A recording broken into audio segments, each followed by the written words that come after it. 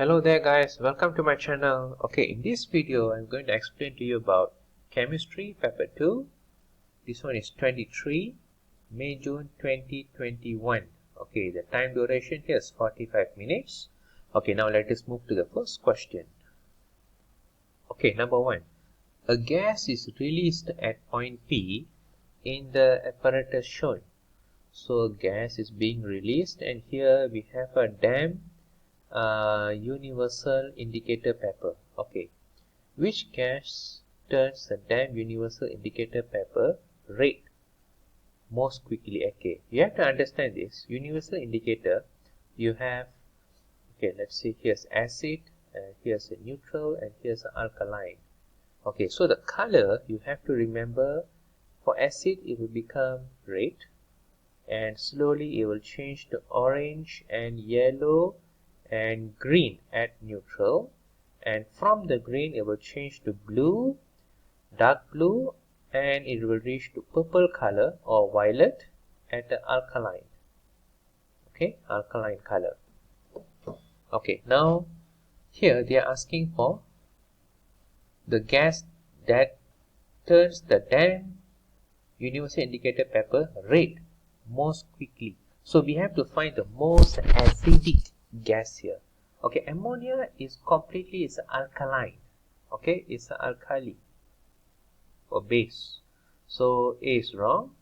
So if you look at these three, chlorine, hydrogen chloride, and sulfur dioxide. So the most acidic here is the hydrogen chloride. Okay, it's a hydrochloric acid. So your answer here should be C. Okay, now we move to the next question. Okay, a 1 centimeter cube sample of a substance X is taken. This is sample 1. X is then converted to a different physical state and a 1 centimeter cube sample is taken. This is sample 2. Sample 2 contains more particles in the 1 centimeter cube than sample 1. Which process causes this increase in the number of particles?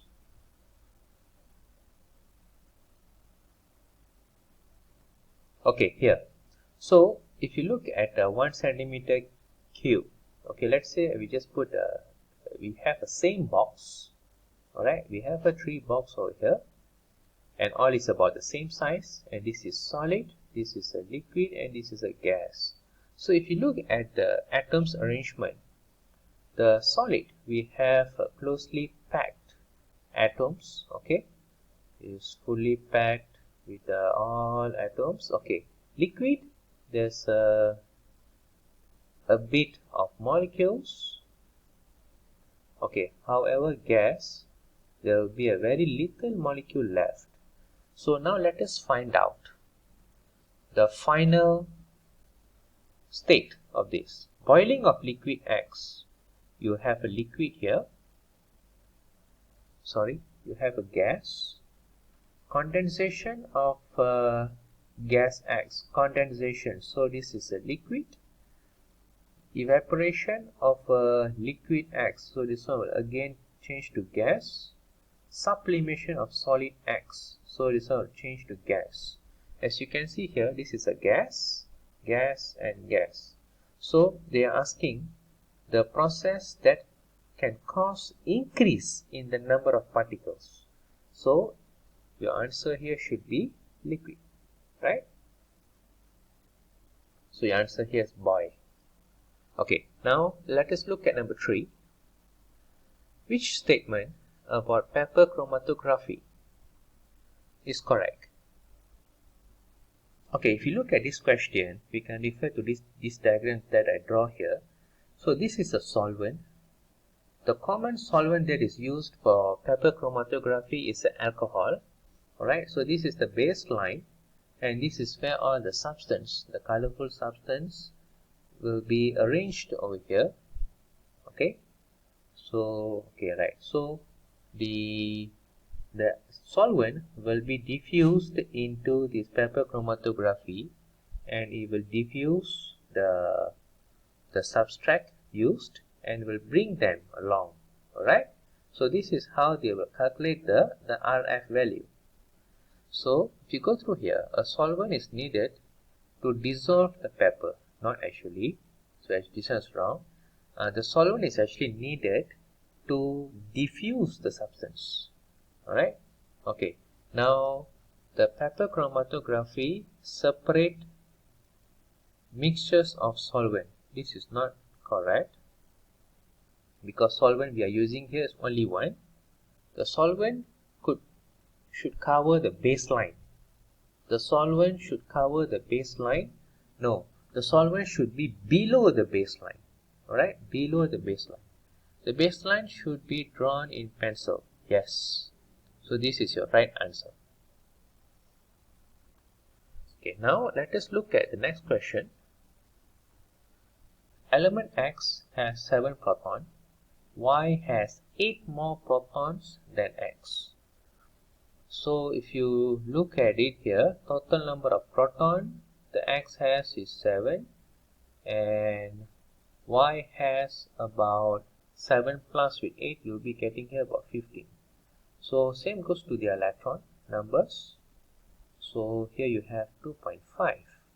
However, look at element Y, you'll be having here 2.8.5.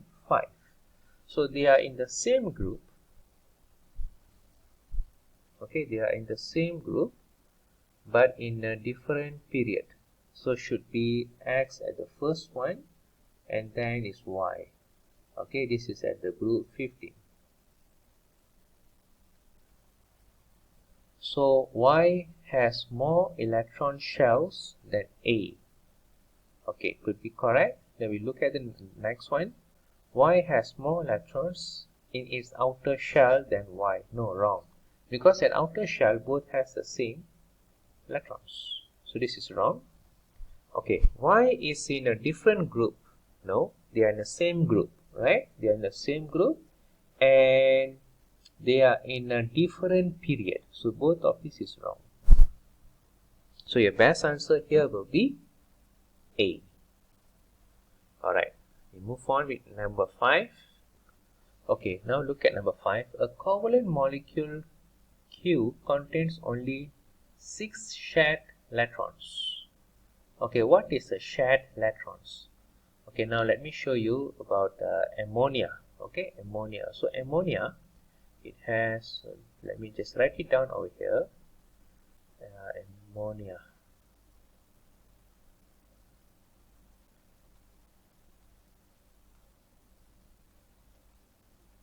Okay, for ammonia, we will have 7 electrons, which has an arrangement of 2.5. So they have about 5 valence electrons.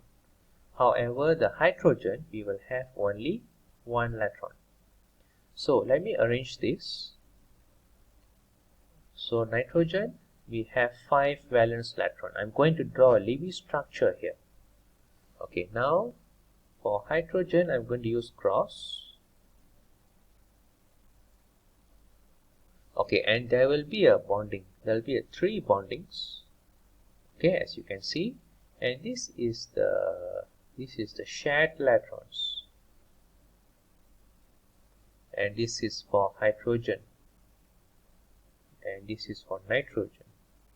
Okay, so as you can see, you have the first one, number 1, number 2, and number 3. So this is we call as a shared electrons. So here we have 6 electrons. Okay, now we go back to the question. Okay, yes, they do have about 6 shared electrons. If you look at chlorine, methane and water. Okay, chlorine, methane and water. So let me redraw it again. Okay, chlorine has about 17 electrons, which is about 2.8.7. So they have 7 valence electrons. So chlorine and chlorine. So I change it to dot. Okay, so here you have only one shared electron. Alright, only one shared electron. Okay, and then the next one is methane. Methane, which is CH4.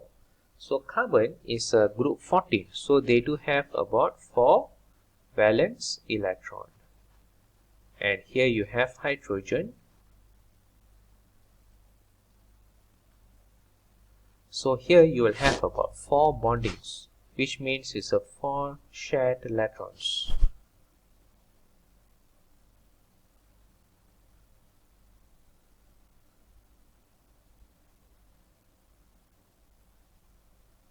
Alright, so this is for methane, and final one is for water. Water, we have H2O. The O is about 8 electrons, which is 2.6. So if you look at water, so we have here O, 1, 2. So here you have a hydrogen. You will have 2 shared electrons. Okay, here they have a 2 shared electrons. So your best answer here will be the first one. So which gives you A. Okay, now let us look at number 6.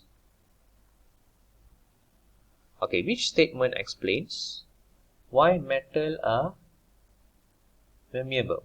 Okay, metals can bend easily when they have layers of iron can slide over each other. So let me explain to you in a picture form.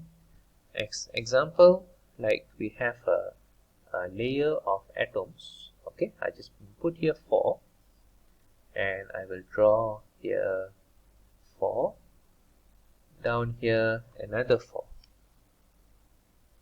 Okay, just assume that this is being moved, so it will be slide over.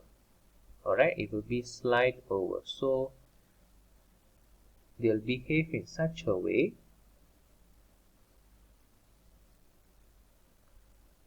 they'll be sliding like this.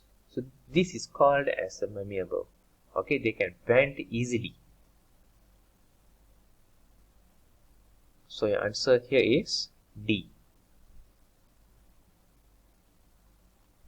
Okay, now for number 7. Which statement about isotopes of the same element is correct? So isotopes, you have to understand, they have the same proton number. Alright, same proton number, and then they will have a different neutron. Okay, neutron is a small n here, small n, and we will have a different nuclear number. For example, we will have there about 35, 17 chlorine and 37 chlorine. So this is example number 1, and example number 2, I will use carbon. So we have seen 12, 6 carbon 12 we call it. So 13, 6 carbon and 14, 6 carbon. So this is all is the isotopes. If you look at it, the proton number is the same, right? 17, 17, 16, 6, 6, 6. But the nucleon number here is different.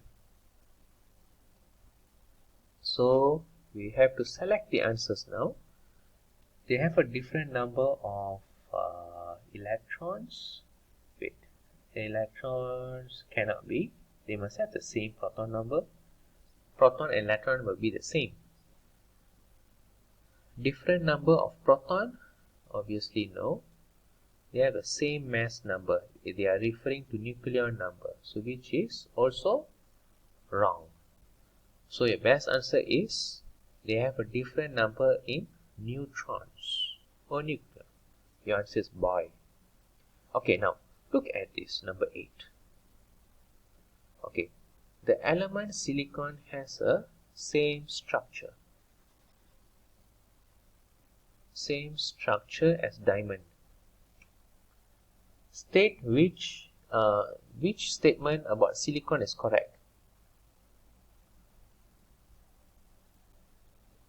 Silicon is a good conductor of electricity. No, they are not. Every silicon atom is bonded to 3 other atoms only. Okay, please remember, silicon is a group 14. Okay, same with carbon. So which means they will have a 4 valence electron.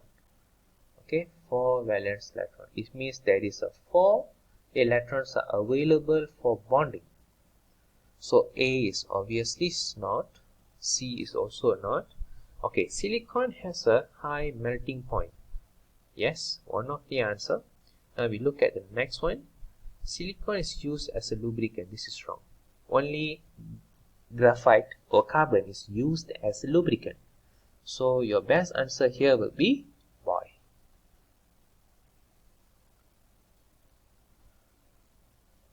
Okay, number 9. So we have here 3 ionic compound of vanadium. Have the formula. Okay, these are the formulas. Now, what is the charge of the vanadium ion in each compound? So what we can do here, we can separate them. Okay, the first one, V2O.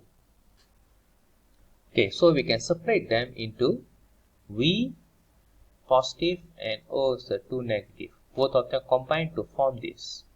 Okay, now the next one, VCl2.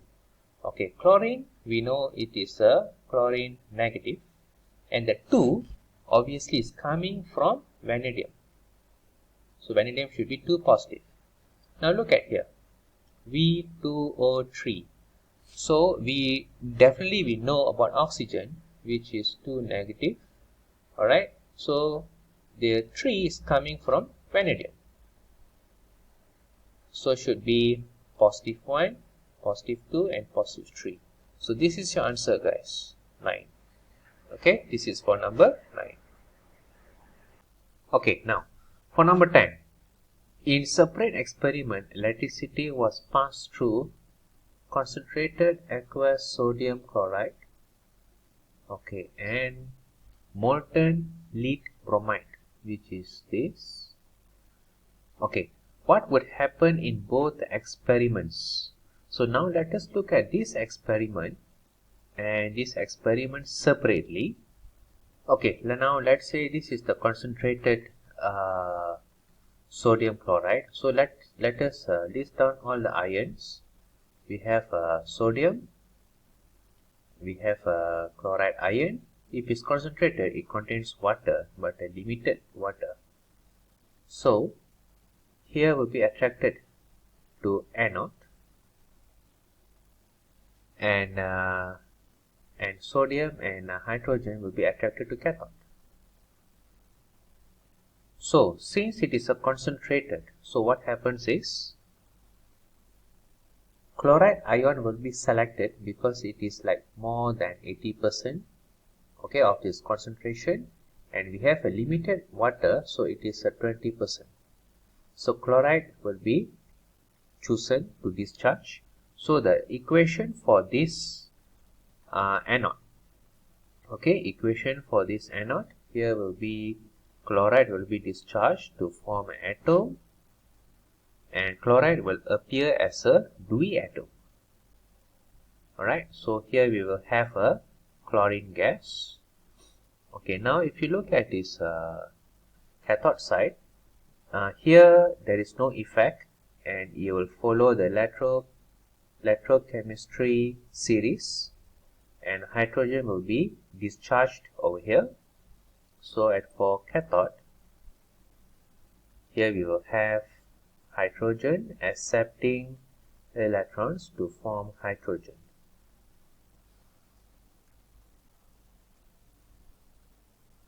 So here will be positive hydrogen, so is 2. So here we will have a hydrogen gas. Alright, so now let us look at the molten lead bromide. Okay, for molten lead bromide, so what happened here? Here we have only lead ion and also bromide ion, right? So this ion will be attracted to anode, which is here, anode, and lead will be attracted to cathode.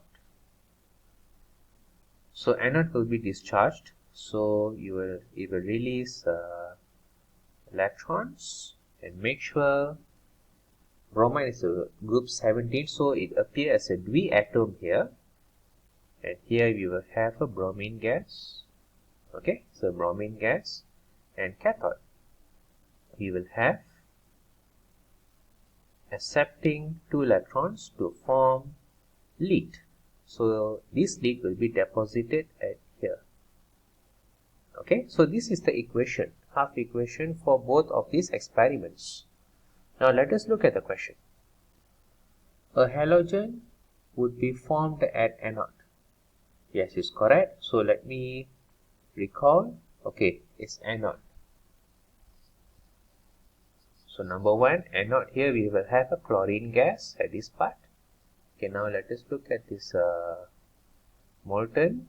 So here we will have a bromine gas. Okay, so both is gas. So A will be correct. If you look at metal, will be formed at the cathode? No, not for concentrated aqueous sodium chloride. Hydrogen would be formed at the anode?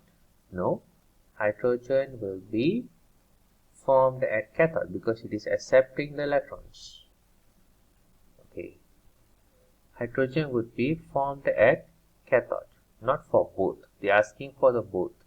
Alright, so your answer here is A. Okay, now let us go through the question number 11.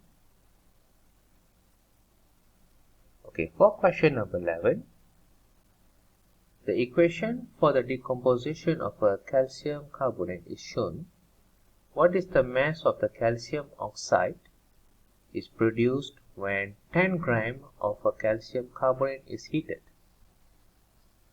So bear in mind that, so here we have 1 mole, the ratio.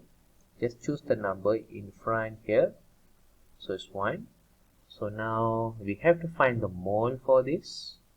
So 10 grams divided by calcium carbonate. Calcium carbonate is this. So calcium is 40. The RAM for calcium is 40. Carbon is 12. Oxygen is 16. So we will calculate here. So it's 40 plus with 12 plus with 48. So which is equivalent to 100. So 10 divided by 100, you'll be getting the 0.1. This is the mole. Okay, 0.1 mole. So since the ratio is 1 and 0.1 is the same, right? So here also must have 0.1 mole. Alright, so we are going to calculate for this mass.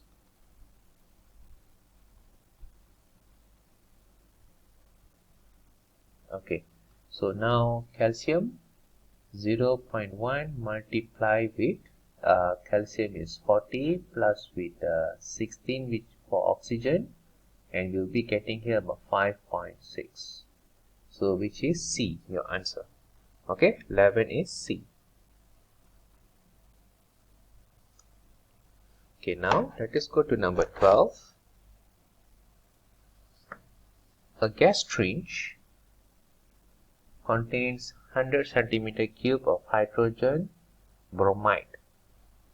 Gas syringe Y contains 100 cm³ of a carbon dioxide. Okay, volume of each gas is measured at room temperature and pressure.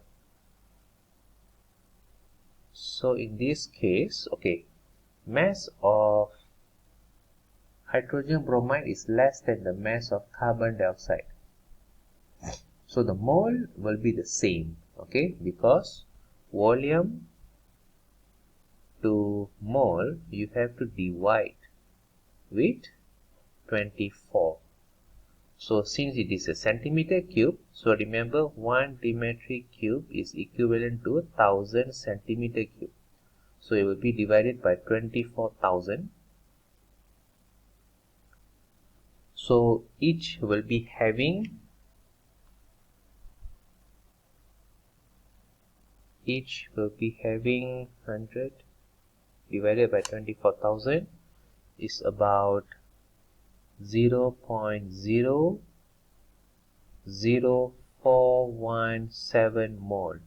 Okay, each of these will be having this mole, and the mass is all depending on their RMM. So hydrogen bromide. So hydrogen is 1. Okay, the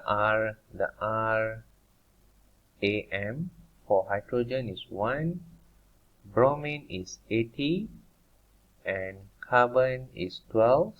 Oxygen is 16.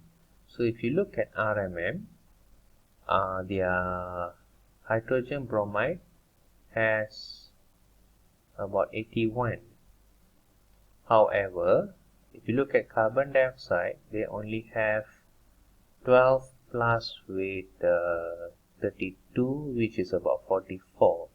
So obviously hydrogen bromide's mass will be higher than this. So this is wrong. Number of molecules are equal. This is correct because after we get the mole, we are going to multiply with Avogadro's constant. So you'll be getting the same mole for both. Alright, and you will have to multiply with Avogadro's constant, and both of these will be getting the same equal number of molecules. So this is the most, they are asking the statement which is correct.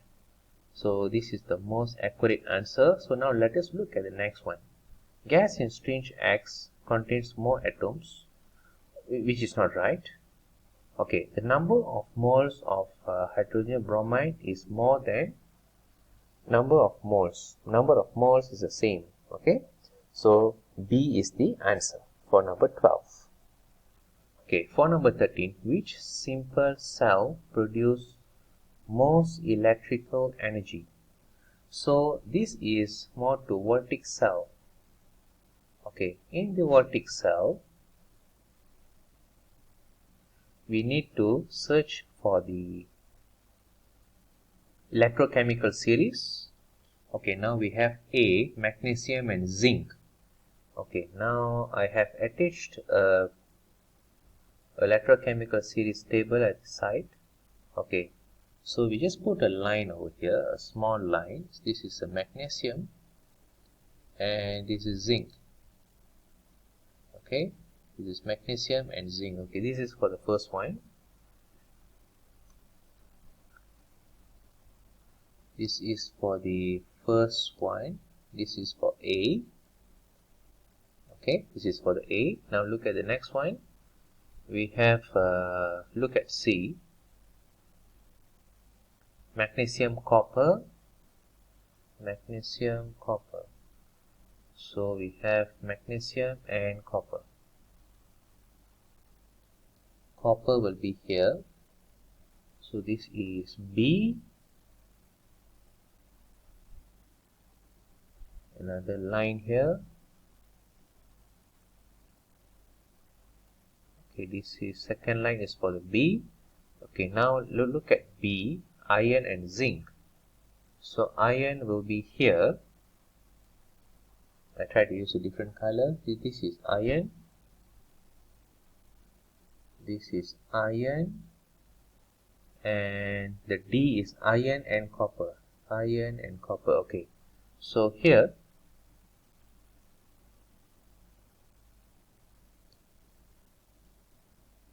iron and zinc. Okay, this is for C, and iron and copper. Alright, so this is the D. Okay, so now we have all these answers over here. So for voltaic cell, alright, if you want to answer voltaic cells question, we have to refer to the electrochemical series, and the largest distance, alright, the larger the distance between the two elements is the one you have the highest voltage. So B is your answer, because it is from magnesium to copper. Is the largest distance in a electrochemical series for this question. So your answer here will be magnesium to copper, which is C. Okay, now let us go to question number 14. Okay, question number 14, it says, when the sulfur is heated, it undergoes a change as it melts. Okay, anything to do with the melting, freezing, sublimation, condensation, boiling point, boiling or evaporation, it is a more to physical change. Alright, this is physical change because the product is a reversible. Further heating causes the sulfur to undergo a change and form sulfur dioxide. Okay, this is changing the chemical form, sulfur to sulfur dioxide. Okay, this is a changing the chemical form. So it should be physical and chemical. This is your answer. Okay, now for number 15.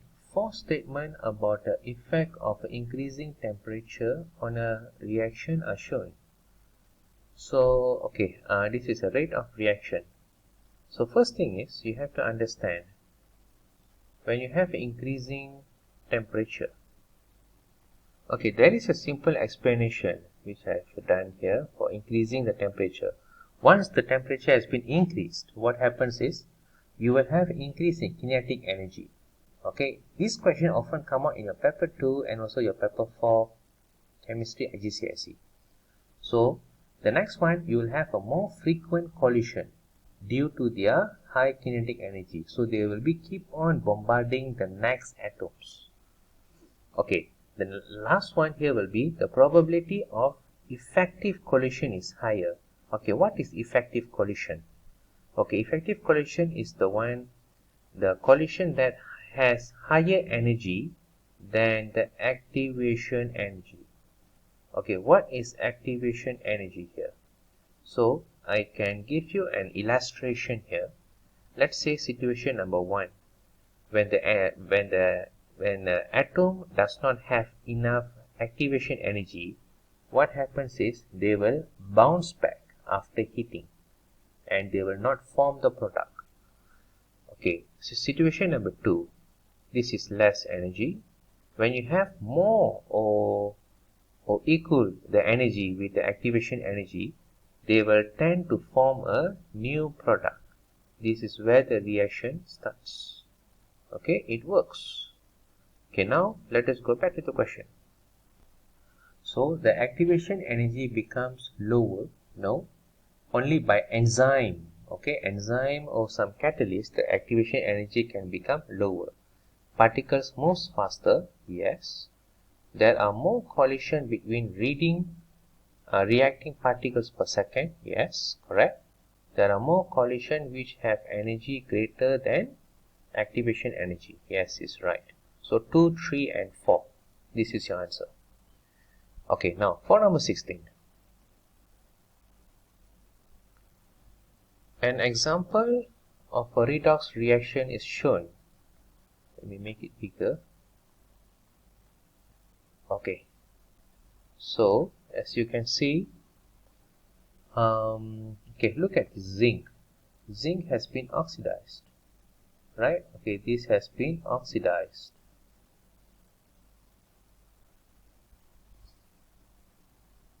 Okay, so who is the helping one? The copper 2 plus is the oxidizing agent.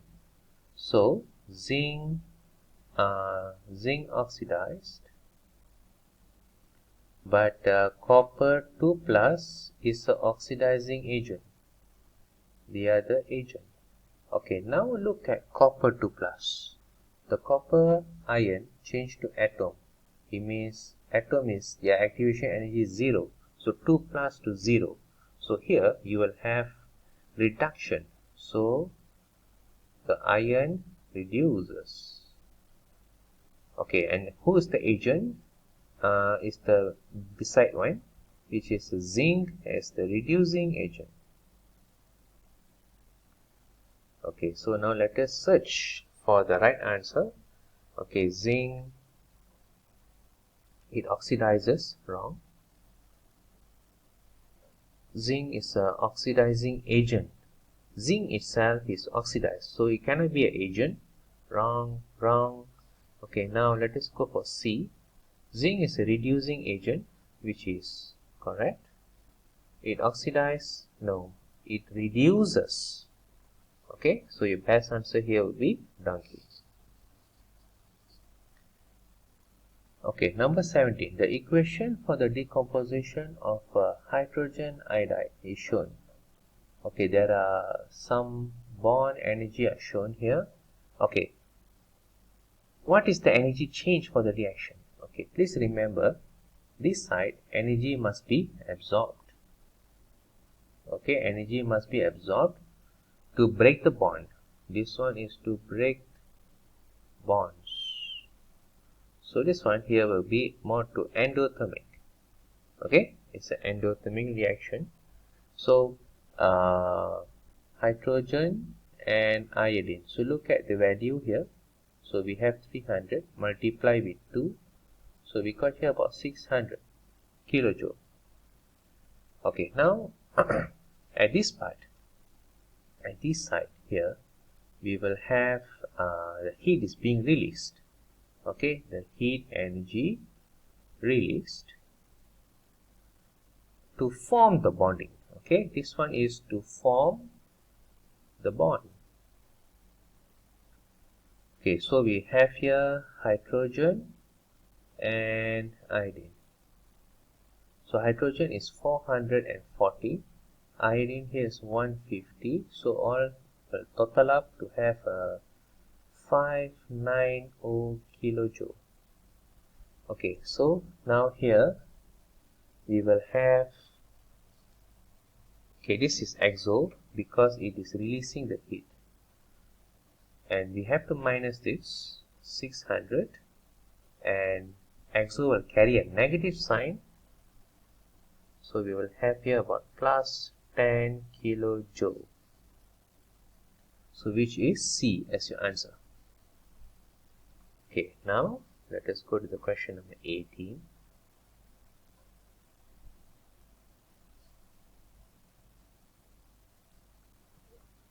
Okay, for number 18, element X forms an oxide, XO.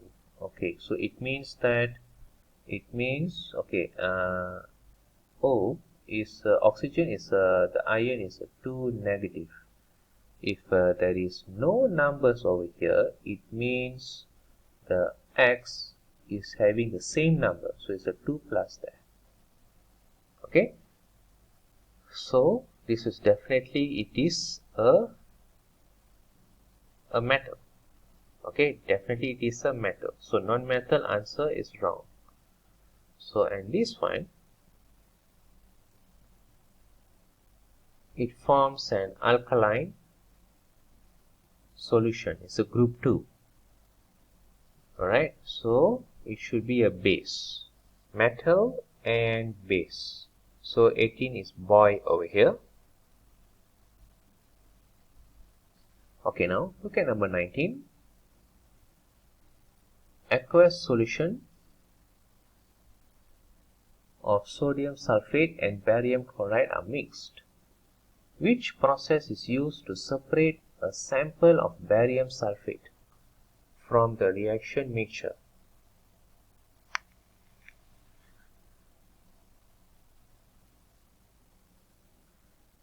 So please remember that barium sulfate here, it will form a precipitate. Okay, it is a solid, it will form a precipitate. So if you want to separate this, and this one is a soluble, so you will end up getting your reaction. So here is NaCl, sodium chloride, and here is a barium sulfate. So to remove this, you have only one option, which is filtration. Okay, for number 20, information about the element J is shown. Its atom have 4 electrons in their outer shell. So which means valence electron is 4. It must be coming from a group 14. Okay, it's a non-matter. It oxidizes. Its oxide has a macromolecular structure. Okay, and it has a high melting point. So now look at these answers that we have: beryllium, carbon, silicon, and sulfur. So here beryllium is a group 2, so it is a metal. So A cannot be your answer. 14 is a group 14. Sorry, a carbon is a group 14. Silicon is also a group 14. And sulfur is a group 16. So automatically sulfur is out. So this is the most important part. It's oxide. So carbon's oxide here will be carbon monoxide or carbon dioxide. Okay. So it doesn't has a macromolecular structure. No. So this is your best answer here, silicon, because silicon dioxide. Okay, silicon dioxide, it has a very high melting point. Okay, now we move on with number 21 and 22. Okay, which property is shown by transition element? Okay, it has a high density. This is a high density, so it is wrong. It has a very high melting point because it's a metal. Okay, like zinc, silver. Variable oxidation state, yes. Example like magnesium, they have a positive, 2 positive, 3 positive, 5 positive, and they also have 7. Okay, depending on their molecules they are combining with. They'll form a colorful compounds. So your best answer here will be C. Okay, now look at number 22. Helium and neon exist as a monoatomic gas because they are stable, okay, at a room temperature and pressure. So they have 8 electrons in their shell. And statement number 2 is that helium and neon are unreactive.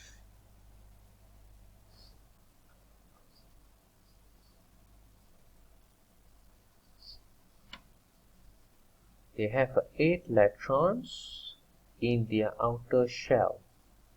So, okay, please keep in mind that helium, it has only 2 electrons.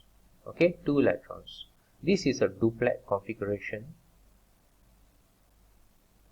So in chemistry we have only one, that is they have a duplex configuration, which is helium. Okay, this statement is right and this one is wrong. So we need to find this. Okay, statement 1 is incorrect, statement 2 is correct. So this is your answer, D. Okay, number 23. What are the possible effects of an inadequate water supply during a drought? So you will have crops failure, yes, obviously. Wastage of water you will never have, because wastage of water only happen when you have too much of water. All right, so this is just a common sense. Okay, human disease, yes, you do have, due to lack of water. Death of farm animals like cow, yes. So it's a 1, 3 and 4, which is C. Okay, now let us go to 24. Which statement explains why galvanizing prevents iron from rusting?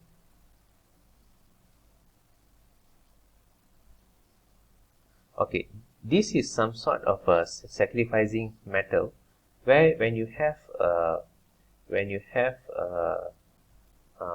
two metals attached together, all right.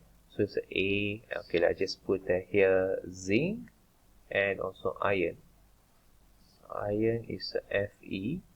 Okay, so zinc is much more reactive. So what happens is they will corrode at first compared to iron. So iron will be the safe. So we look at the answers here. It's more reactive, this is correct. Less reactive, this is wrong. This is also wrong due to their less reactive. Okay, it's more reactive than iron and corrode in the preference to iron. This is a possible answer. Let us focus on the B. It is more reactive than iron and loses electron easily.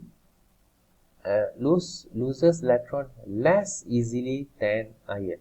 So these two statements is not right. When you are more reactive, you will tend to lose more electrons. Okay, your answer here is A. Okay, now look at number 25.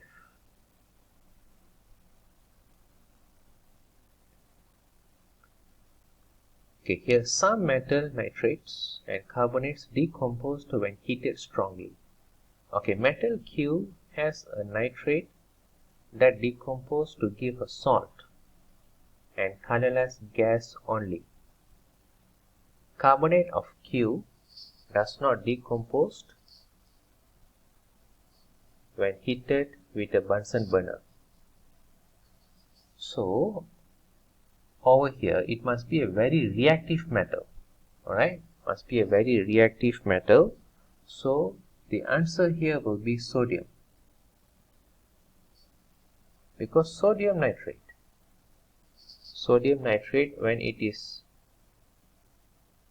when it decomposed, you will emit sodium nitrate, this is 2, plus with oxygen. Okay, so this is the colorless gas here. Okay, now look at number 26. Which compound are released by the extraction of zinc from zinc blende? Zinc blende is zinc and sulfur.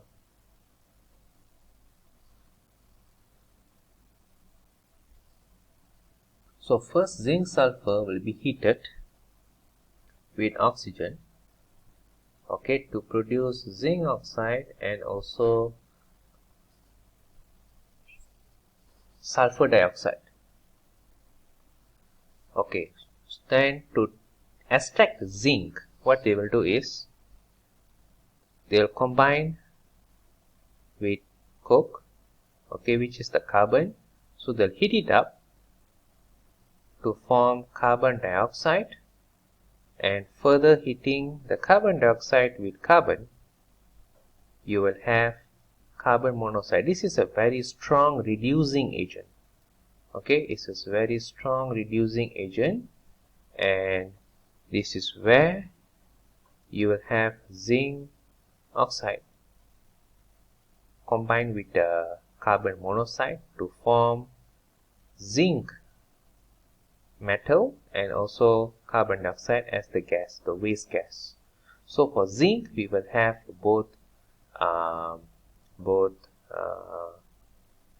sulfur dioxide and also carbon dioxide.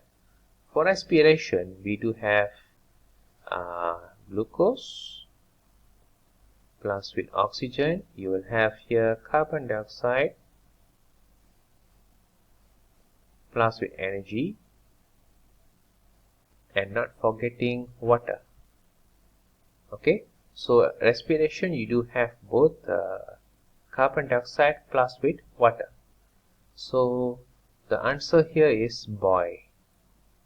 Okay, so we have both of this. Okay, number 27. Which gas is an air pollutant that causes acid rain? Okay, acid rain, here we have two main gases. One is a sulfur dioxide and nitrogen dioxide. Okay, these are the two main causes. So argon is a group 18, is a inert. Methane gas, they will contribute to greenhouse gases, but not for air pollution. Carbon monoxide is a no, it's a just normal gas. Okay, but the gas causes acid rain is nitrogen dioxide. D is your answer. Okay, now look at number 28. Okay, ammonia is made from nitrogen and hydrogen. This is the equation. This is the exothermic. Okay, what gives the greatest equilibrium yield of ammonia?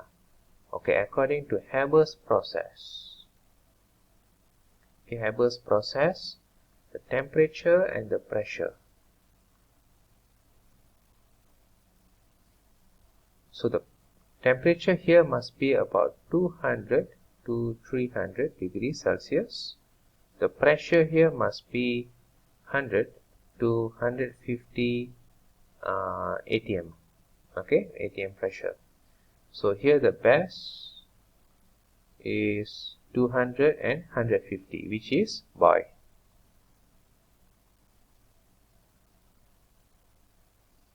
Okay, now look at number 29. The reaction does not occur. Which reaction does not occur during the extraction of iron from hematite in the flask burners? Okay, now let me explain to you the flask burners process. Okay there guys, for the blast furnace process, okay, this is the raw material. Okay, first I'm going to explain about coke. Okay, so we have a carbon. So the carbon will be oxidized to form carbon dioxide. Okay, this is extremely exothermic. Okay, extremely exothermic process. It will give out the heat for the entire process. Number one. Okay, number two, the same carbon dioxide will burn again with carbon to form carbon monoxide. Okay, this is a reducing agent, very strong reducing agent. Okay, now look at this limestone. So we will have a calcium carbonate. They will decompose to form calcium oxide plus with carbon dioxide. Okay, this is for number 3. So again the carbon dioxide will return to stage number 1. Okay, number 1. Okay, now since we have a reducing agent, now we can reduce the iron. Okay, you will have iron, okay, the metal plus with the carbon dioxide. Okay, so remember the hematite, the iron ore is actually from mining. So here they will have a large component of silicon dioxide. So this one will come together with the silicon dioxide. So this is like considered like it's like impurities. So what happens? We need to remove this. So this impurity will then combine with calcium dioxide.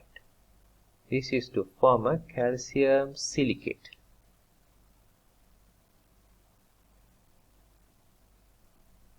Okay, this is a calcium silicate, or it is called as a slag. Okay, these are the equation I want you guys to remember. Okay, 1, 2, 3, 4, 5. Okay, now we go back to the equations here. Okay, so which is the equation that we never see here? This one, yes, yes, yes, and this one is a big no-no. So it's D, your answer. Okay, look at number 30. Which substance is used as a catalyst in the manufacturing of a sulfuric acid by contact process? Okay, contact process used as a catalyst should be vanadium oxide. The iron is for Haber process. Don't get confused, please. Okay, this is for number 30. Okay, for number 31, metal acts as a good conductor of electricity and is used for electrical wiring. Okay, this is definitely going to be a copper, because copper metal will be used in a wiring in most cases. Okay, why is used to make an alloy which is resistant to corrosion and is used to make cutlery. Okay, this is more to iron. Okay, stainless steel. So to make a stainless steel, iron is the main material. Okay, metal Z is light and strong. Is used to manufacture aircraft. So this is aluminium. So copper, iron, and aluminium. So 31 is boy. Okay, look at number 32. The formula of two compounds of magnesium. Okay, they have two. In these two compounds, the oxidation state of potassium is 1 and oxidation of oxygen is -2. Manganese. They are asking the oxidation state of manganese in each of these. Okay, now let us calculate this. Okay, the overall oxidation number is 0. Okay, because it is a molecule. So for this, we just put an X here. Okay, we put 2 multiply with oxygen is -2. So here, mathematically, we are getting here about 4. So our oxidation state of manganese here will be +4. Now let us look at potassium manganate. Okay, so this one is manganese. Okay, potassium is 1 plus with this is X. Okay, here will be 4 times -2 equals to 0 because it's a molecule. So here will be -8 and here will be -7. So X is 7. So your answer here will be donkey. 4 and 7. Okay, now look at number 33. Which statement about calcium carbonate is correct? Okay, it is made by thermal decomposition of a limestone. This is not correct because it is a limestone. Okay, this is a limestone. Okay, it is used to neutralize alkaline soil, which is not true. If you want to neutralize an alkaline soil, you need the acidic properties. Okay, you need the acidic property. Okay, now it is a reactant in the test for carbon dioxide. No. Okay, so the test for carbon dioxide is a lime water. D, it is used to remove impurities in iron extraction. Yes, this one as I showed to you in a question. Look at question number 29. Okay, question number 29. So I have an explanation on the blast furnace. So this is required. So your answer here is a D. Okay, now let us look at the next question. Okay, number 34. Ethanol is react with acidified potassium manganate. Okay, when you have acidified potassium manganate, it is a very strong oxidizing agent. Okay, strong oxidizing agent. So what happened over here is the alcohol, when it's oxidized, it will change to carboxylic acid. Okay, carboxylic acid with the function of this. Alcohol is O and H. Okay, this is the oxidation type, and the organic compound is carboxylic acid. So it's A here. Okay, now let us look at the next question, 35. Okay, look at question number 35. Okay, this is a structural formula for the 4 compounds. So which 2 compounds are structural isomers? So here they have about 5 carbon. Okay, carbon 5 and H is about 12. Okay, here is 5 in total. So yes, this is isomer. So 1 and 3. Okay, now look at the next one. Okay, here we have a double bond. So 1, and you have like more carbons. So this is not right. And here they have more carbons. So 4 is not definitely. So your answer here will be A. Okay, look at number 36. Which statement about alkanes CnH2n plus 2 is correct? So they do burn in oxygen, yes. Complete combustion. They contains carbon, hydrogen and oxygen. This is not right. They contain double bond? No, they do not contain a double bond. They are saturated. Okay, they are saturated. So they contains ionic bond? Not at all. So your best answer here will be A. Okay, number 37. How much hydrogen is needed to react completely with 0.02 mole of butane? Butane to make butane. So it is alkane to alkane. Alright, so let us do the equation here. So this will be under hydrogenation process. Okay, this is for under hydrogenation process where butane is CnH2n.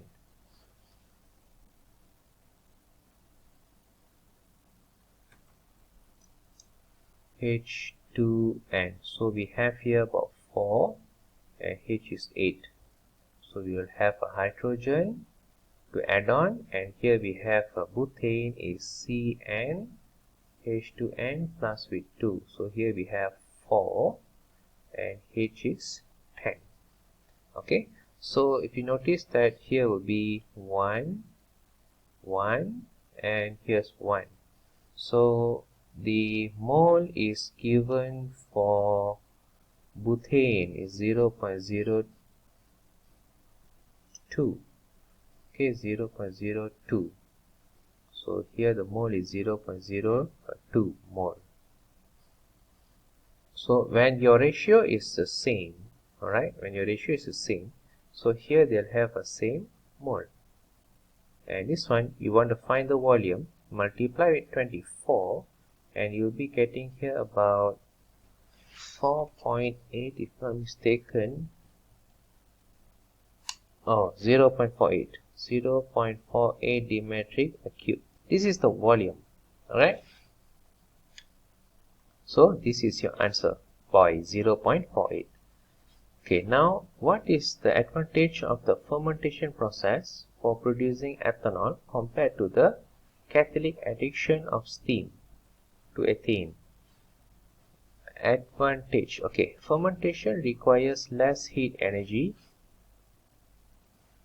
which is correct. Now let us look at the B, C and D. Ethanol from fermentation need to be distilled. No. The catalytic addition of steam to ethane, okay, this is much more purer because for fermentation process you will have a lot of filtration process. Okay, so this is not right.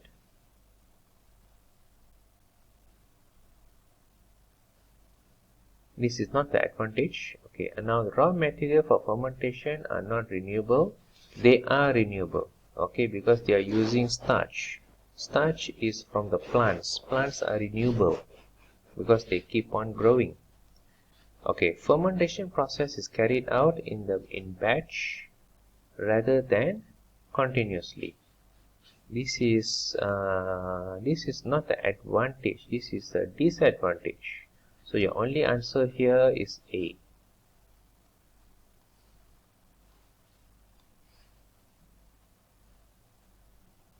Okay, so here they have a structure of synthetic polymer shown. Okay, so this most probably will be a hamid.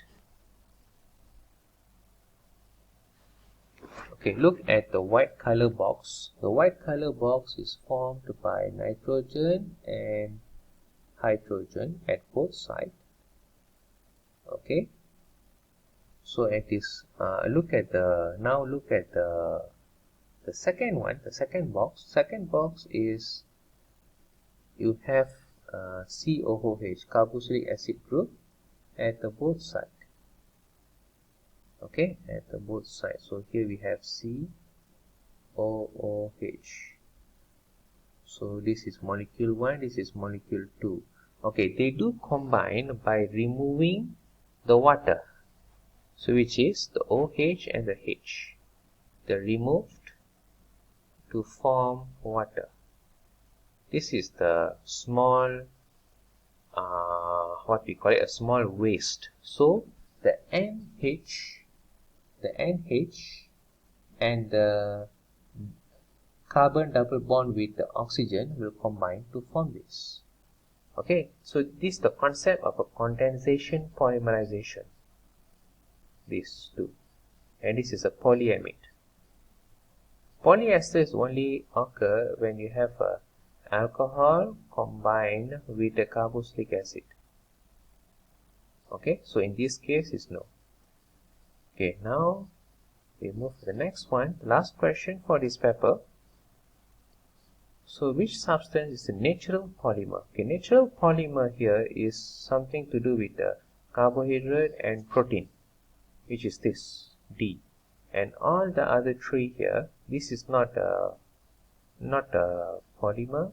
Okay, the other two is more to synthetic polymer. This is a synthetic. Okay, synthetic. Okay guys, so I hope you enjoy the video and you learn some knowledge from this, and I wish you all the best for your coming exam. Okay, so if you have any questions, please do comment below. So usually my comments will be a bit late, sorry for that. So I hope you like this video. Please like and subscribe this. Alright, thank you very much guys.